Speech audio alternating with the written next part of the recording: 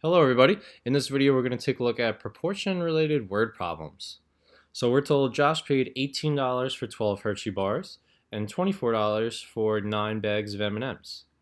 Mr. Rice buys his Halloween candy in May, likes to get ahead of the game I guess, and decides to buy 50 Hershey bars and 15 bags of M&Ms, and we ultimately want to know how much is this purchase going to cost him altogether. How much is he going to have to pay for 50 and 15 of M&Ms.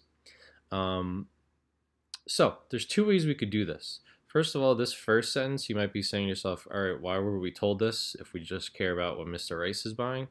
Like, why was this useful? This is really giving us the cost or the rate of the candy in kind of a backwards way. It's not saying a Hershey bar is $2, but it's saying, hey, he paid 18 for 12, so we kind of have to use that to our advantage somehow. Like I said, there's two things we could do with that. We could either find the unit rate right away and say, hey, how much is it for one Hershey bar? And simply divide.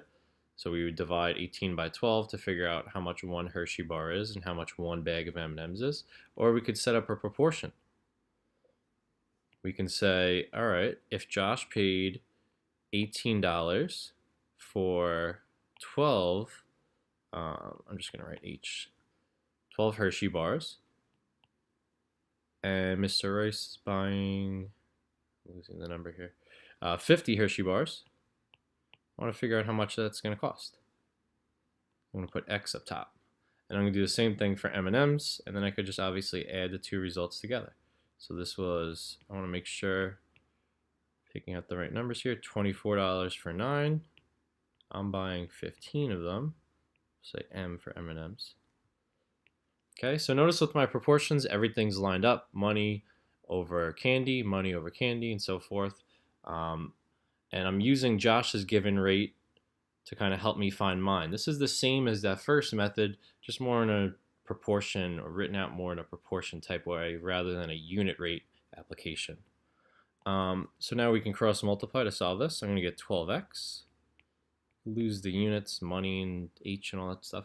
12x, 50 times 18.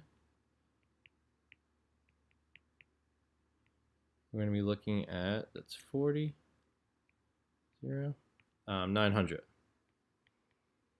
And now 900 divided by 12. So it's going to be a little sloppy. It's all good practice for book 1. Remember or recall in book 1, we don't have access to a graphing calculator. So some of the stuff that we take for granted a little bit, knowing how to do long division and stuff like that, definitely can come in handy. That's just going to be 75. 12 goes into 65 times. So this would cost me $75 so far. That's just a Hershey bar purchase.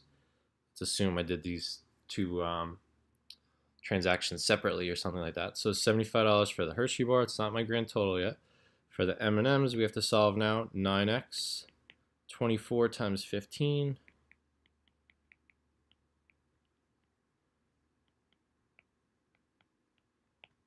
It's 360. That's going to work out nicely. We know 9 goes into 36 4 times. So that's simply just going to be 40. Okay, so $40 worth of M&Ms. So how much is this costing me in total? Total would be $115 for both candies. Okay, and once again, this problem had multiple avenues to go down, whether you did unit rate or proportions. They're both kind of in the same realm, just kind of how you're working it out in your head. If you notice, we kind of have the unit rate right here, just how we're representing it. Rather than us figuring out what this equals, we're kind of taking it one step further and just going into more of an equation format. Okay, this was a proportion application or proportion word problem. Hopefully you guys got something out of this, and thank you for watching.